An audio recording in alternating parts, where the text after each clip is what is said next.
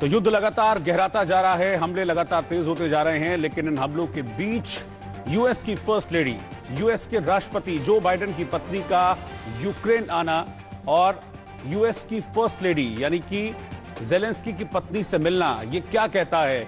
Major retired Mohammad Ali Shah लगातार हमारे साथ इन मसलों पर जुड़े रहते हैं। यूक्रेन और रशिया के बीच जो लड़ाई चल रही है मेजर शाह, उस पर हम आपके एक्सपर्ट कमेंट्स लेते रहते हैं। अभी ये जो सिचुएशन है और जो तस्वीरें मैं स्क्रीन पर प्ले कर रहा हूं इंडिया न्यूज पर, ये तस्वीरें क्या कहती हैं? जिल बाइडेन का मिलना जेलेंस्की की पत्नी से इन हालातों में जब बमबारी तेज होती जा रही है और गले मिलकर सांत्वना देना, गले मिलकर भरोसा देना। इसमें कोई शक की बात नहीं है कि अमेरिका आग में घी डाल रहा है बिल्कुल, और जहां पे बात करनी चाहिए शांति की, जहां पे दोनों पक्षों को समझाना चाहिए, वहां पे एक तरफ रूस को गुस्सा दिला के उनको बेइज्जती करके। आप देखिए 2014 में क्या हुआ था जब रूस ने अटैक किया था क्रीमिया पे, तब रूस को P8 कंट्रीज में से हटा दिया गया था और P7 कंट्री बन गई थी वो। तो रूस को बहुत ह्यूमिलेशन लगी। तो आप देखिए, आप एक तरफ आप रूस को उकसाओगे, दूसरी तरफ आप पीठ थपथपाओगे यूक्रेन की, उनको तुम आगे बढ़ो, हम तुम्हारे साथ में हैं। और इसमें तो कोई शक की बात नहीं है, आग में घी जल डलेगी और कहीं से रुकावट, कहीं से रोकने का नाम नहीं रुकेगी। और 9 मई को जो विक्ट्री डे है 1945 में जो जीत, वही मैं कह रहा हूँ। विक्ट्री डे से पहले कल है विक्ट्री डे, और रशिया की तरफ से कई बार कहा जा चुका है कि विक्ट्री डे से पहले तो ये सब रुकने वाला नहीं है। हालांकि ये भी नहीं कहा जाता कि विक्ट्री डे के बाद रुकेगा, लेकिन विक्ट्री डे से पहले इस तरह से अमेरिकी राष्ट्रपति की पत्नी का यहां पर आना, ये क्या रूस के गुस्से को भड़का सकता है? बिल्कुल, इसमें तो कोई शक की बात नहीं है। ऑलरेडी रूस गुस्से में है, ऑलरेडी और भड़क जाएगा।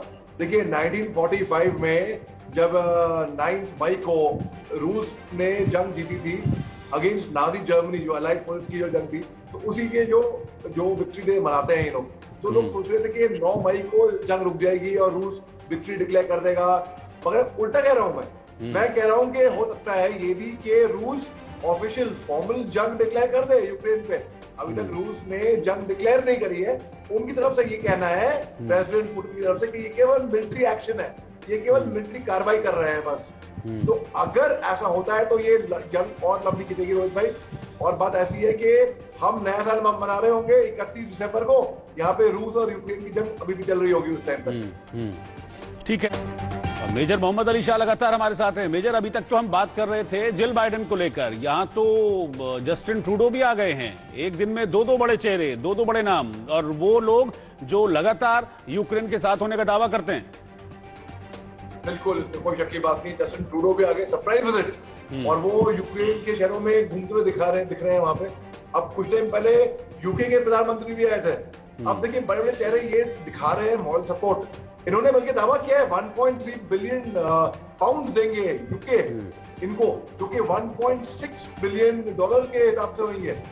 अब आप देखिए ये पैसे देना, हिंदुस्तान ने भी मदद करी यूक्रेन की, हिंदुस्तान के पक्ष में है यूक्रेन के और रूस के।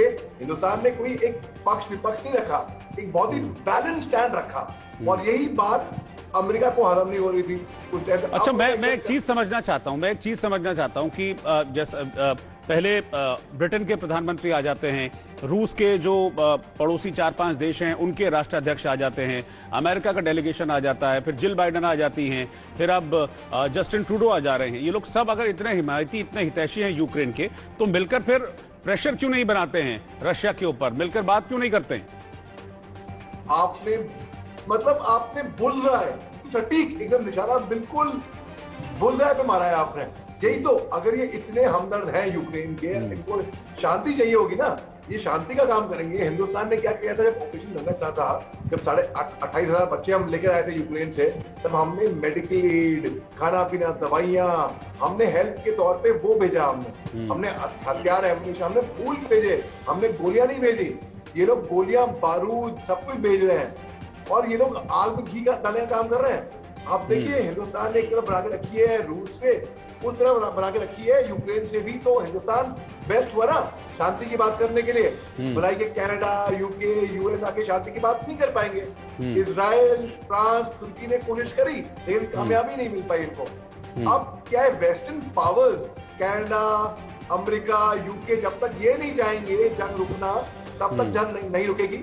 और ये रूस को इस तरीके से कमजोर कर रहे हैं यूक्रेन से लड़ा के, और किसी को भी उम्मीद नहीं थी कि यूक्रेन इतना लंबा ये जंग खींच पाएगा। और अमेरिका का ऐसा मानना है कि जितना लंबा ये जंग खींचे उतनी ही कमजोर रूस होता जाएगा। अब इसी मौके का फायदा उठा के आप देखिए 2 और राष्ट्र नेटो में जुड़ने वाले हैं। जब ये आए थे तब 12 राष्ट्र थे, आज की तारीख में 30 राष्ट्र हो गए। अब 2 राष्ट्र की बात चल रही है, फिनलैंड और स्वीडन। अब क्योंकि अभी रूस का पूरा ध्यान यूक्रेन की तरफ को है ना, और वो जल्दी बैंकरप्ट हो जाएगा, वो कर्जे लेगा ये जंग को और जारी रखने के लिए। रूस ने भी मिसमैच मैनेजमेंट किया है। अब प्रेसिडेंट पुतिन ने उनके जनरल, सीनियर ऑफिसर्स को फ्रंट पे भेज रहे हैं कि भाई क्यों 20 जनरल तो उन्हें गिरफ्तार कर दिए थे कुछ टाइम पहले, 7, 8, 9 जनरल तो उनके शहीद हो गए। ऊपर से अब ये इंफॉर्मेशन वॉरफेयर भी वहां पे बहुत चल रही है। अब इंफॉर्मेशन वॉरफेयर के तहत हम बोलेंगे कि वेस्टर्न मीडिया अपना नैरेटिव चला रही है, रशिया अपना नैरेटिव चला रही है, जिसकी इतनी रीच नहीं हो रही रशिया मीडिया की, वो बात रही। अब देखिए इसमें क्या है, psychological warfare, information warfare, cyber warfare, अब हर तरीके का वॉरफेयर खेलने में आएगा। और फायदा इसका किसको होगा? अमेरिका को एक तरफ और चीन को एक तरफ को। ठीक है, मेजर मोहम्मद अली शाह लगातार मेरे साथ बने हुए हैं। मेजर शाह, कल विक्ट्री डे है और रशिया पिछले कुछ वक्त से लगातार विक्ट्री डे का जिक्र करता रहा, और रशिया के जो मिनिस्टर्स हैं वो इस बात को कहते रहे कि विक्ट्री डे से पहले तो लड़ाई रुकेगी नहीं। लेकिन क्या विक्ट्री डे पर कुछ बड़ा करने वाला है रशिया, कुछ बड़ा करने वाले हैं पुतिन? हाँ बिल्कुल हो सकता है, इसमें कोई शक की बात नहीं है, क्योंकि इनके लिए विक्ट्री डे बहुत बड़ी बात, बहुत बड़ा डे होता है। और बहुत लोग अनुमान भी लगा रहे थे कुछ हो सकता है कि जंग ही रुक जाए, लेकिन जंग तो नहीं रुकने वाली है, इसमें तो कोई शक की बात है ही नहीं। आप देखिए विक्ट्री डे से पहले 2 बड़े चेहरे वेस्ट से आते हैं यूक्रेन। आपको लगता है कोई भी, किसी भी आम आदमी को लगेगा कि जंग रुकेगी? नहीं, इस हालात में जंग कभी नहीं रुकेगी। अब रूस ने कहा था वो विक्ट्री डे तक तो जंग जारी रखेंगे, ये रूस का कहना था, तो हम अनुमान लगाए थे रूसी कहने पे कि हाँ 9 मई तक तो जंग चलेगी, उसके बाद देखते हैं। लेकिन हो सकता है अगर ये असली में युद्ध डिक्लेयर कर दे प्रॉपर टाइप फॉर्मली, तो बहुत लेने के देने पड़ जाएंगे और बहुत ही मुसीबत होगी। और धीरे धीरे भाई इसमें शक की बात नहीं है कि इसमें ये परमाणु भी हो सकता है आगे जाके। बहुत तो कहते नहीं, बड़ा आसान है बोलना कि परमाणु तो होगा ही नहीं, विश्व तो होगा ही नहीं, मुझे नहीं लगता ऐसा होगा। अरे आप लॉजिक देखिए ना, आप देखिए अगर हिस्ट्री निकाले, इतिहास लगाएं, पहला विश्व युद्ध, दूसरा विश्व युद्ध छोटी सी बात से शुरू हुआ था। 28 जून 1914 में एक असैसिनेशन हुआ था, केवल एक असैसिनेशन, एक बोस्निया में, वहां पे ऑस्ट्रिया हंगरी एम्पायर के जो एयर थे उनको शहीद कर दिया, उनको मार दिया था। उसके एक हफ्ते के बाद सर्बियन नेशनलिस्ट ने, उसके 1 महीने के बाद डिक्लेयर हुई वॉर। अब आप देख लीजिए कि छोटी सी बात से बात निकलती है, तो इसमें अगर ये वेस्टर्न पावर्स अभी इस आग को नहीं रोकती हैं और आग में और घी डालती रहेंगी, तो इसमें हम सबको लेने के देने पड़ जाएंगे। ठीक है, आप मेरे साथ बन रही है मेजर शाह, मैं आपके पास वापस लौट रहा हूं। ब्रेकिंग न्यूज ये है कि रूस के हमले में यूक्रेन के 225 बच्चों की मौत हो गई है। युद्ध में 413 यूक्रेनी बच्चे अब तक घायल हुए हैं। बच्चों की मौत के आंकड़े बढ़ भी सकते हैं, क्योंकि रूस तो स्कूलों को भी निशाना बना रहा है। जिन इलाकों में जंग जारी है वहां के रिकॉर्ड अभी शामिल नहीं है। इस वक्त की बड़ी खबर आपको बता रहे हैं, लगातार अटैक्स रूस के बढ़ रहे हैं। रूस अब पिछले काफी वक्त से जो सिविलियन एरिया है उनको निशाना बना रहा है, स्कूलों अस्पतालों को भी नहीं छोड़ रहा है, और अब तक 225 बच्चों की मौत इस जंग में हो चुकी है। मेजर शाह, इसका पूरी जंग का सबसे दुखद पहलू यही है। हालांकि जंग का जो रिजल्ट होता है कभी भी सुखद नहीं होता है किसी के लिए भी, चाहे वो हारने वाला हो चाहे वो जीतने वाला हो, लेकिन मासूम लोग, मासूम बच्चे बेवजह मारे जा रहे हैं। बिल्कुल रोहित भाई, और ये हम देख ही रहे हैं कि कितनी खराब होती है जंग।